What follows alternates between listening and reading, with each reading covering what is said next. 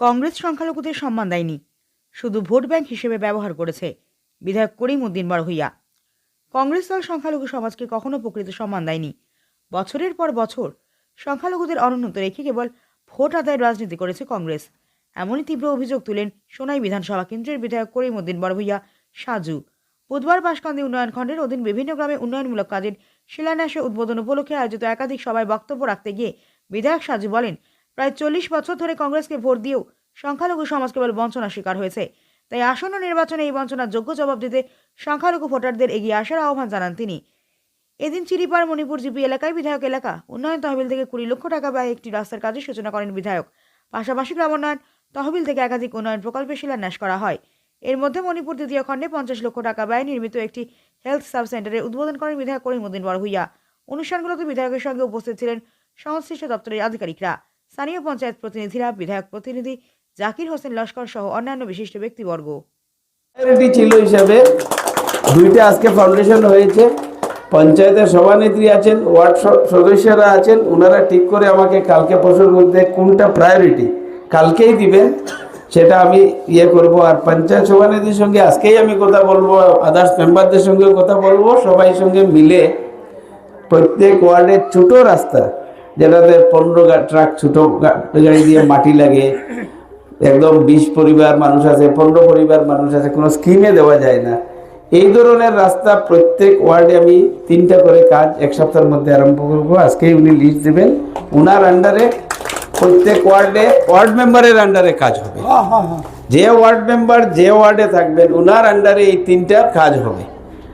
আর বাকি যেগুলো আপনার বিভিন্ন দাবি দেওয়া, বা আমি নিজেই যেগুলো দেখছি, কোথাও বাউন্ডারি ওয়াল লাগে, কোথাও গার্ড ওয়াল লাগে, কোথাও রিং লাগে, ড্রেনেজ লাগে, ওয়াটার সাপ্লাই লাগে, যতটুকু সম্ভব হবে ইলেকশনের আগে সেগুলো করব।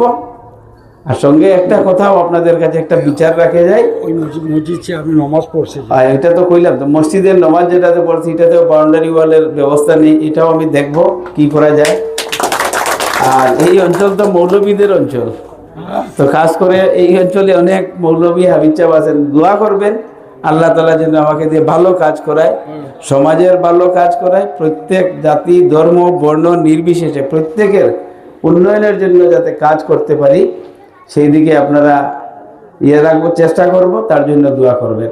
আর আমার মা বোন যারা আছেন সামনে বসে আছেন, অরুণোদয় সবাই পাইছেন নাকি? অরুণোদয় পাইছেনি? অরুণোদয় কতজনে পাইছে? আধা পাইছে, আধা না, সব কাটিছে নি? কাটিছে কেন কইতো নি? এই জেলা পরিষদের বুটো উল্টা পাল্টা করছে, আপনারা মনে হয় ওগুলো লাগিয়া করছে,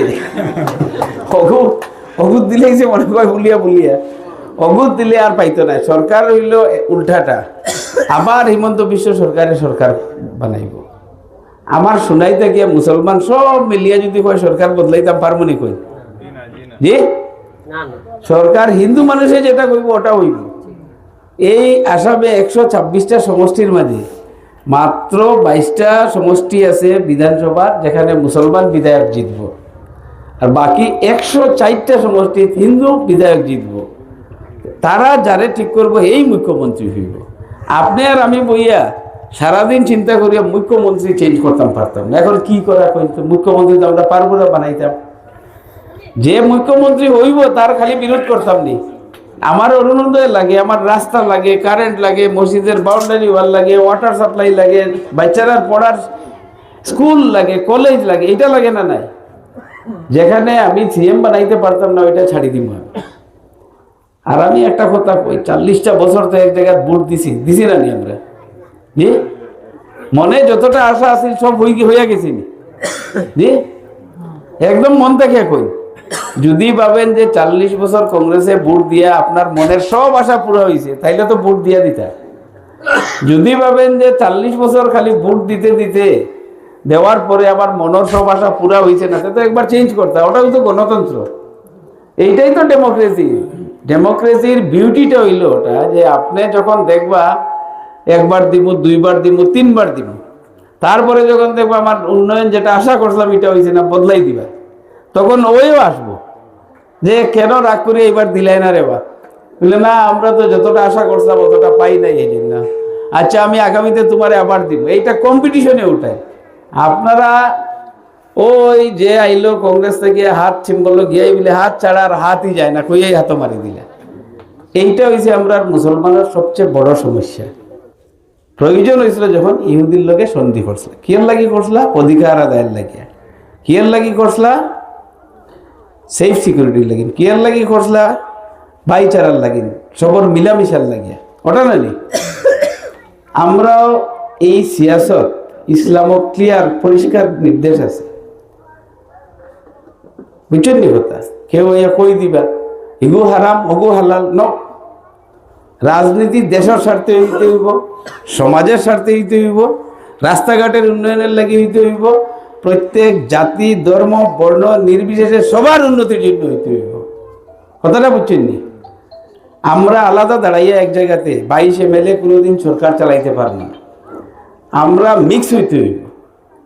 কথাটা বুঝছেন তো? সবে মিলিয়া যেটা বাগান হয় এই বাগানটা সুন্দর থাকে। এর লাগিয়া সংখ্যা লঘু মুসলমান মানুষ আমরা, এর মধ্যে মণিপুরী মুসলমান তো আরো বহুত কম। একে তো মুসলমানই কম সংখ্যায়, এরপরে মণিপুরী মুসলমান আরো কম। আপনারা যদি ভাবেন যে আমরা কংগ্রেসও ভোট দিলে সব হইব, তো এটা ভুল। 1 নম্বর। 2 নম্বর যদি ভাবেন যে কংগ্রেসও ভোট দিলে সরকার বদলাই দিব, এটাও ভুল, হইতো না, অসম্ভব। আপনারা যদি ভাবেন যে বিভিন্ন মানুষের সঙ্গে হিন্দু মুসলিম সব মানুষ মিলামিশার মাঝে আমরা চলতাম, আমি একটা কথা কই, যারে ভোট দিলে 40 বছর দীনেশ প্রসাদ গোয়ালা, তার ছেলে কই রাজদীপ গোয়ালা এখন কোন দলে? হ্যাঁ, কংগ্রেসের মালিক ছাড়িয়ে গেছে গিয়া, মালিক ছাড়িয়ে গেছে গিয়া। তো আপনার আসেনি এখানে কোনো একটা লাভ দেখছে, এর লাগে তো গেছে নানি, বিদেশ পড়াশোনা করিয়ে আইছে। হ্যাঁ, আমরা থেকে বেশি বুঝে চালাক মানুষ, মন্ত্রীর ছেলে। আর আমরা খালি বুড়বো লেখান, ও তার বাপে দিয়া গেছিল এতগুলি এখনো বুয়াত রইতাম না। আমরাও দেখবো বিজেপি দিতাম না, ঠিক আছে, আমি একমত। কই দিলে লাভ হইব সমাজের, ওটা তো আমরা দেখবো না। এর লাগে যুবক বললে আমি কইয়ার ফেসবুকও আবেগী কইয়া পোস্ট করিয়া লাভ নাই। হুশ ঠিক করিয়া মুসলমানে ভোট দেওয়া লাগে। আমার কোনো স্বার্থ নাই, আমার ভোট দিলে দেন না দিলে নাই, আমি তা অত ইয়ে করি না। আপনার বাচ্চার ভবিষ্যতের লাগে, আপনার রাস্তার লাগে, আপনার কারেন্টের লাগে, আপনার স্কুল কলেজের লাগে, আপনার নিজের সেফ সিকিউরিটির লাগিয়া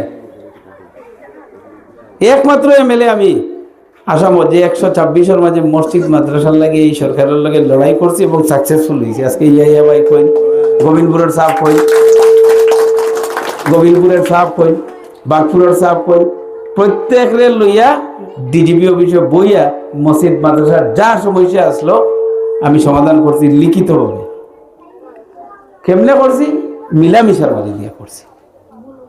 আপনারা বুঝছেন? আজকে যে মসজিদে নামাজ পড়ছেন, উজু পড়িছেন, নামাজ পড়িছেন, এই মসজিদের অস্তিত্ব থাকার দরকার আছে না নাই?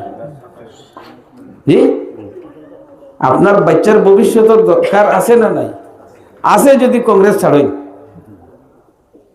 একবার ছাড়েন, সমাজ বাঁচতে হইলে মিলিয়া চলা লাগবে।